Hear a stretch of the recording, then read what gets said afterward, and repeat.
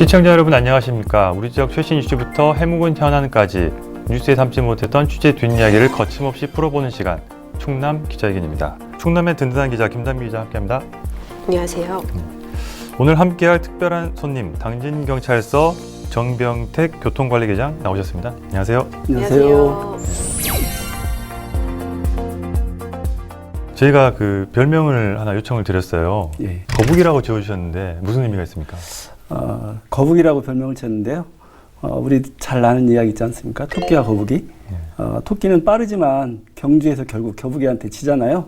그렇지만 거북이는 자기한테 주어진 코스에서 또 규정된 속도로 이렇게 꾸준하게 달려서 결국엔 토끼를 이깁니다. 결승점에 도달해서. 우리가 이용하는 교통수단도 이와 같이 비교해보면 똑같지 않을까 이렇게 생각을 합니다. 목적지를 설정하고 그 목적지를 가기 위해서 어떤 빠르게 가기 위해서 이제 위험 운전을 하거나 또 규정 속도를 지키면서 안전 운전을 하는 운전자들이 있는데요. 토끼처럼 달리다가는 목적지에 도달하지 못하는 일이 생길 수도 있기 때문에 빨리 갈 수 있잖아요. 예. 그래서 토끼처럼 가면. 토끼처럼 가면 빨리 갈 수 있는데 목적지에 도달할 수 없다라고 이렇게 그렇게 볼 수도 있습니다. 그렇기 때문에 거북이처럼 우리 당진 시민들 모두가 안전 운전을 통해서 교통사고부터 안전한 당진 시민이 되자는 의미로 거북이라고 정해봤습니다. 스스로 고민하시고 지으신 거죠? 그렇습니다. 주변에 동료들이나 물어보지 않고. 예. 그래서 재미가 없는 것 같아요. 의미는 아주 좋습니다. 예. 모든 게 사고라는 게 과속에서 더 큰 피해가 오는 거지 않습니까? 예. 예. 알겠습니다. 오늘 다룰 주제는 그 충남 지역의 음주운전 문제인데요. 저희가 매번 다루고 취재하고 제도가 바뀌고 하지만 정말 근절되지 않는 것 같아요. 먼저 음주운전 위험성에 대해서 한번 짚어주실까요? 음주운전을 하게 되면 일단 행동 능력이 이렇게 떨어지게 됩니다. 그러다 보면 이제 판단력도 떨어지고 그렇게 되면 교통사고 가능성이 높아지겠죠. 또한 음주운전을 하게 되면 이제 시야가 이게 좁아진다 그래요. 시야가 그래서 좁아져서 해보셨나요, 음주운전? 예? 음주운전을 해보진 않았어요. 근데 어떻게 하세요, 좁아지는지? 그 여러 가지 그 연구 결과를 그렇죠. 봤을 때. 그렇죠. 예. 네. 그래서 이로 인해서 신호위반이라든지 보행자 사고, 또 정면 충돌하는 사고 이런 것들이 많이 발생하게 되고 또 음주운전을 하게 되면 이 적발이라든지 사고의 위험을 전혀 생각하지 않고 충동적으로 운전을 하다 보잖아요. 그러다 보면 이제 난폭 운전으로 이어질 수도 있고 공간 능력 등이 이제 저하돼서 역주행 사고 같은 것도 많이 발생하게 됩니다. 음주운전을 할 경우에 이제 혈중 알코올 농도가 높으면 높을수록 타 위반 행위에 비해서 사고 위험성이 높아진다고 합니다. 이제 0.06%에서는 2배, 또 0.1%에서는 6배, 0.15%에서는 25배까지 이렇게 다른 법규에 비해서 음주운전 사고 위험성이 높다고 합니다. 저희가 통계 자료를 보면 과거보다 얼마나 사고가 늘었는지를 한눈에 또 알 수가 있잖아요. 충남 지역 음주운전 사고가 증가했다고 하는데 어느 정도인지 먼저 한번 짚어볼까요? 일단 충남에서 발생한 음주운전 교통사고 건수가 3년 연속 전국 1위를 차지를 했었습니다. 그 홍문표 국회의원이 도로교통공단에서 받은 자료를 분석해봤더니 2016년부터 최근 3년간 충남에서 발생한 음주운전 교통사고는 한 3,800건 정도가 되는데요. 이를 인구 10만 명당으로 환산하면 한 180건 정도가 됩니다. 부산과 좀 비교해 보면은 3배가량 정도 높은 수준이라고 하거든요. 흔히들 생각하면 부산이 더 인구도 많고 차도 많이 다니고 하니까 아무래도 더 교통사고가 빈번하지 않을까 저는 이렇게 생각을 했는데 오히려 좀 반대되는 결과가 나왔더라고요. 그리고 올해도 상황은 비슷합니다. 8월 말 기준으로 봤을 때 충남 지역 음주운전 교통사고는 1,869건으로 지난해 같은 기간보다 30건 이상 증가를 했다고 하거든요.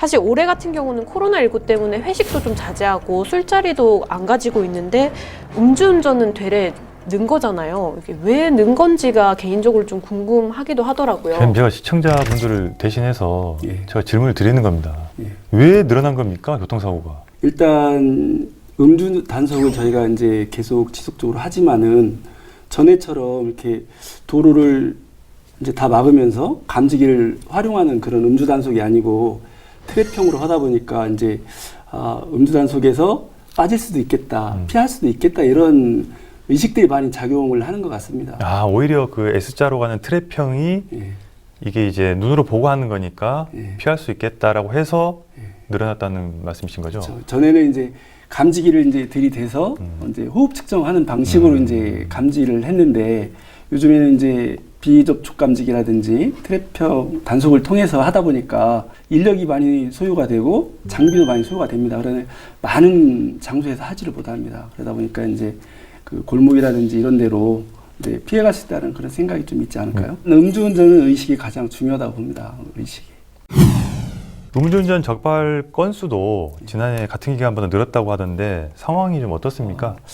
8월 말 현재에 그 충남 전체로 음주 단속 또 음주 사고 다 포함해서 4,694건입니다. 그래서 전년 대비 316건 이제 증가가 됐고요. 당진에서도 8월 말까지 전년 대비 459건, 83건이 증가를 했습니다. 전반적으로 음주운전이 증가하는 추세에 있다고 보시면 되겠습니다. 코로나19로 음주 단속 어떤 횟수나 이런 것들이 아까도 말씀하셨지만 줄어든 건 사실인가요? 결론부터 말씀드리면 잘못된 게 이제 소문이고요.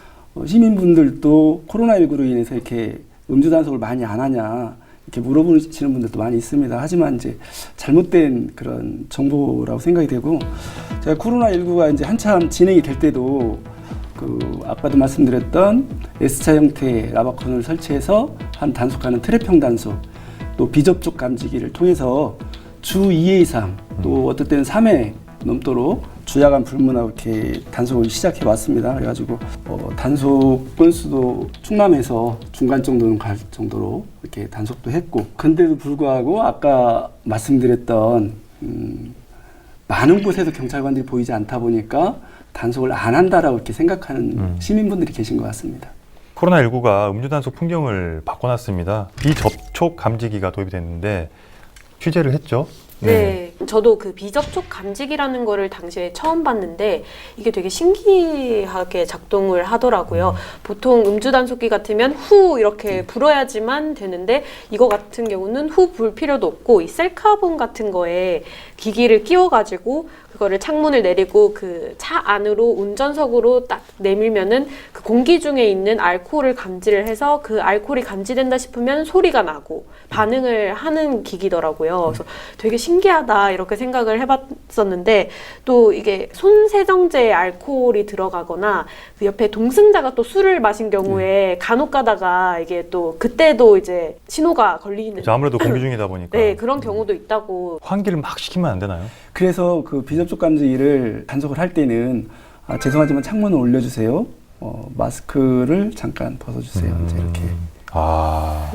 이게 그럼 비접촉 감지기가 이 코로나 때문에 개발된 건가요? 아니면 예, 예전부터 있었던 건가요? 새로 개발됐습니다. 코로나가 이제 코로나19가 한참 이제 대구발로 해서 늘어났을 때, 증가되고 있을 때 경기청에서부터 시작된 방법입니다. 그렇군요. 이게 그러면 다른 나라에는 없는 건가요? 제가 알기로는 없습니다. 그 단속 현장에서 이렇게 계속 아까 말씀하신 대로 주 2, 3회씩 이렇게 단속하시다 보면 거부하고 도망치거나 이렇게 하면서 사고가 발생하는 경우도 있었거든요. 예. 대장님 혹시 위험한 순간 있었나요?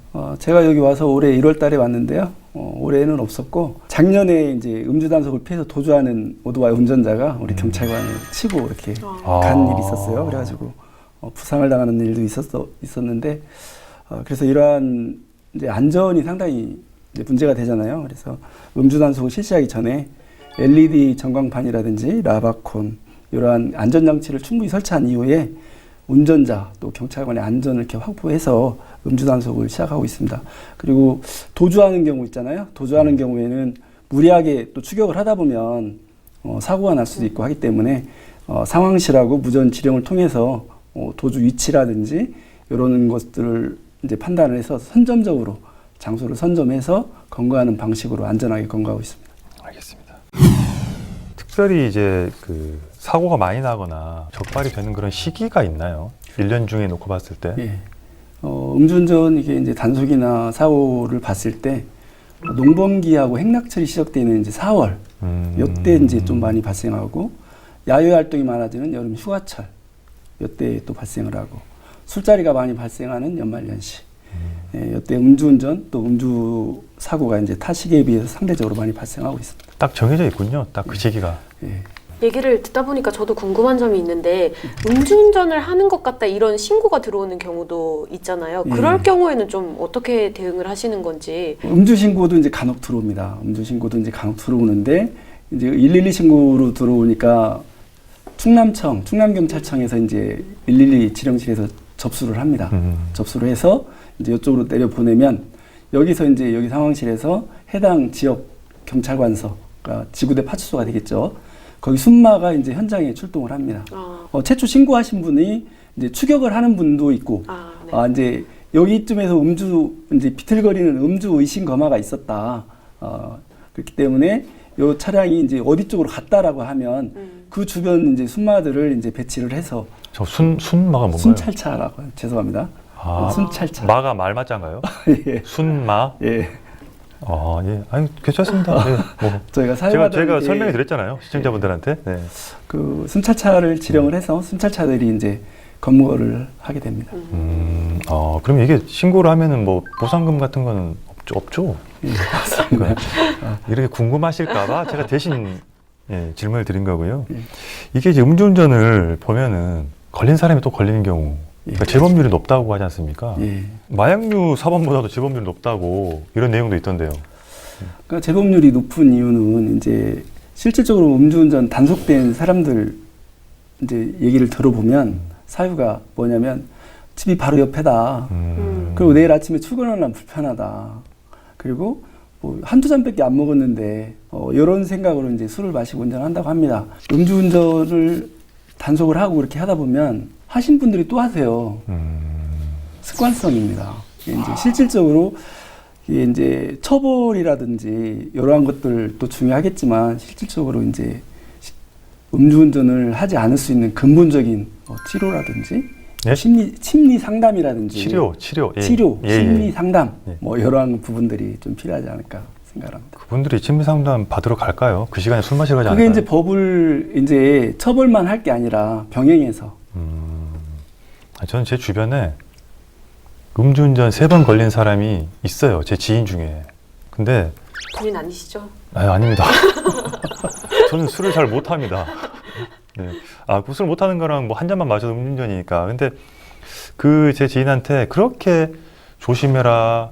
그러니까 한 번 걸렸을 때, 2번 걸렸을 때를 제가 다 알거든요. 근데 3번이 걸리더라고요. 그래가지고 제가 진짜 입 담지 못할 욕을 해줬거든요. 네. 근데 정말 그렇게 해도 이게 안 고치는 걸 보니까 이게 진짜 약간 좀 정신적으로도 이렇게 치료를 받아야 되나? 그런 생각도 들고요. 술자리에 차를 갖고 오시나요? 그 친구분이? 네.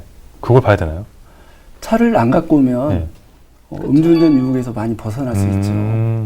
그러면은 차를 가져왔으면 열쇠를 빼앗아서 네. 그 영화 달콤한 인생의 이병헌처럼 던져버릴까요? 그렇게 하시지 말고요. 네. 다음부터는 네. 그 친구분하고 이렇게 술자리가 있다면 국장님께서 가서 그 친구 픽업을 해가지고 술자리로 가십시오. 그럴 바에는 같이 안 먹는 게 나아요. 알겠습니다. 제가 친구라고 말씀 안 드리고 지인입니다. 네. 이렇게 정리하겠습니다. 예. 그 음주운전이라는 게 누군가의 생명과 안전을 위협하고 직결되잖아요. 이게 절대 하면 안 된다는 거. 모르는 사람이 없는데 아까도 뭐 걸린 사람이 또 걸리고 그런 경우가 있는데 왜 이런 일이 계속 반복이 된 이유가 뭘까요? 괜찮겠지. 이게 가장 큰 것 같고요. 뭐 이 정도쯤이야 뭐 얼마든지 할 수 있지. 이러한 심리적인 그런 부분들. 그 다음에 음주운전을 하시는 분들은 전에 안 걸렸으니까 이번에도 안 걸리겠지라는 그러한 생각들을 갖고 계시더라고요. 그래서 언젠가는 음주운전을 하면 사고가 나든지 단속을 당할 수 있다라는 이런 생각을 좀 하셨으면 좋겠습니다. 이게 이제 음주운전에 대한 처벌이 이제 갈수록 강화가 되고 있잖아요. 그럼에도 불구하고 이제 처벌이 약해서 사람들이 그래도 습관이라는 핑계를 대면서 음주운전하는 경우도 아까 그렇게 수천 건씩 한 해 발생하고 있는데 이게 지금 강화되고 있고 또 동승자 처벌 규정도 강화되고 이렇게 했는데 어떤가요? 그 관련 규정들이?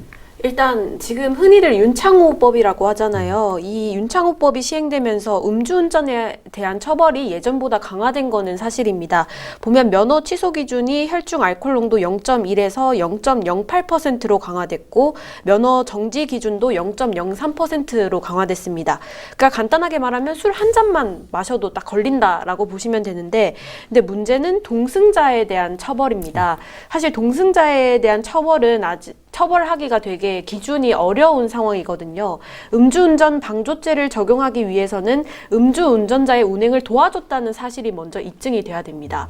그러니까 도와줬다는 말은 예를 들어서 술 마신 걸 아는데도 차키를 주거나, 그 다음에 음주운전을 하도록 권유하거나, 이런 행위들이 이제 뒷받침돼야지 동승자도 처벌을 할 수 있는데, 사실 이제 조사에 들어가서 이 사람은 말렸습니다, 하지 않았습니다 하면은 결정적으로 증거를 댈 수가 없기 때문에 이런 기준이 되게 애매모호하다고 하거든요. 그러면 여기서 궁금한 게, 만약에 같이 제가 개념 술을 먹었어요. 예. 술을 많이 드셔서 운전도 하실 것 같아. 취하셨고. 근데 저도 취했어요. 그래서 집에 갈게 하고 이별하면, 헤어지면 동승자 적용 안 받습니까? 그거는 적용하기 좀 어렵습니다. 지금 우리 김단비 기자님께서 말씀하신 것처럼 적극적으로 이렇게 방조를 한 행위가 아니면 좀 적용하기 어렵습니다. 그럼 일단은 술을 먹고 이별을 헤어져야겠군요. 너무 문제가 아닌 거 아닌가요? 그러니까 제가 이런 생각을 하실까봐 시청자 여러분 대신해서 제가 지금 이렇게 여쭤본 거고요. 그런 경우에는 그 지인을 어쨌든 이제 운전을 못하게 하고 뭐 택시를 태워서 집에 보낸다든지 이렇게 해야겠죠? 예. 알고 있습니다, 저도. 예. 알겠습니다. 네, 최근에는 이른바 윤창호법으로 음주운전에 대한 처벌이 강화됐습니다. 어떤 부분들이 좀 달라진 건지, 물론 이렇게 보도에 많이 알려졌는데 다시 한번 좀 강조해 주실까요? 예. 윤창호법이라는 것부터 설명을 해드릴게요. 근데 윤창호법은 2018년 9월 25일에 부산 해운대구에서 만취한 운전자 차량에 치여서 뇌사 상태에 빠졌다가 2018년 11월 9일에 사망한 윤창호 씨를 이제 계기로 마련된 법입니다. 그래서 하태경 의원 등 104명이 이제 법안 발의에 동의했고, 2018년 11월 29일 정식 발의된 특정범죄 가중처벌법, 도로교통법 개정안을 윤창호법이라고 하고 있습니다. 그래서 윤창호법의 주 내용은 음주운전으로 사람을 사망에 이르게 한 경우에는 전에는 1년 이상 유기징역에서 무기 또는 3년 이상의 유기징역으로 이렇게 형량을 높였고요. 또 상해에 이르게, 그러니까 다치게 한 경우에는 10년 이하의 징역 및 500만 원에서 3천만 원 이하의 벌금에서 1년 이상 15년 이하의 징역 또는 1천만 원 이상 3천만 원 이하의 벌금으로 이렇게 개정이 됐습니다. 또 이제 최근에 국민청원 58만 명을 넘긴 을왕리 사고 아시죠? 인천. 네. 예, 관련해서 지난 9일에 이제 인천 을왕리에서 혈중 알코올 농도 0.1% 이상을 이제 술 취한 상태로 중앙선을 넘어가지고 이제 마주오는 오토바이를 충격해서 치킨 배달을 하는 50대 가장을 사망케 한 사건인데요. 너무 정말 가슴이 아프더라고요. 예. 네. 어제 있었죠. 어제 영장 실질심사에서 구속했고, 또 차량 문을 열어준 남성 이제 차주에게는 이제 방조범으로 불구속 처리한 사례가 있었죠. 지금 방송 녹화 기준으로 어제라고 하면 9월 14일 예. 되겠군요. 네. 예. 마무리를 좀 하려고 하는데요. 하실 말씀 다 하셨죠? 아니 네, 또 뭐 있습니다. 있습니까? 지금 마무리해야 되거든요. 예. 제가 한 줄 평 기회 드릴 테니까 마지막으로 한 말씀 해주십시오. 오늘 주제가 음주운전이기 때문에요. 음주운전은 운전자 한 사람의 잘못된 행동으로 인해서 가족 또 이웃들을 불행하게 만드는 심각한 범죄 행위라고 생각을 합니다. 가족과 이웃을 사랑하는 마음으로 또 안전운전을 생활화해서 음주운전 등 이러한 잘못된 운전 습관이 없고, 또 이러한 잘못된 운전 습관으로 피해를 당하는 일이 없도록 우리 당진 시민 모두가 안전운전에 동참해 주셔서 교통사고로부터 안전한 당진, 그래서 교통사고로 소소한 생명을 잃는 일이 없는 이런 당진이 되었으면 좋겠습니다. 저도 한 줄평 정리를 해왔는데, 한 잔 먹고 무심코 잡은 운전대 내 소중한 사람들이 다칠 수 있습니다. 반대로 생각해서 내가 몬 차 때문에 내 소중한 사람들이 다친다고 하면 저는 운전대를 무서워서 못 잡을 것 같거든요. 이런 마음가짐을 꼭 갖고 술을 마셨으면 하는 바람. 기자는 술 먹으면 운전 못할 것처럼 보이더라고요. 뭐 주변에서 동료들이 잘 챙겨줄 것으로 생각을 하고 아까도 말씀드렸지만 그 치킨 배달하시는 분에 대한 생각이 계속 나서 네, 음주운전 내 가족을 해칠 수도 있는 아주 위험한 범죄입니다. 음주운전 하지 마시기 바랍니다. 올해 한 해가 또 지금 이제 하반기 되고 또 이제 연말 연시에 가고 있는데 술 드시더라도 대중교통 이용하시고 음주운전 하지 않으시기를 당부드리겠습니다. 충남 기자회견 마치겠습니다. 수고하셨습니다. 수고하셨습니다.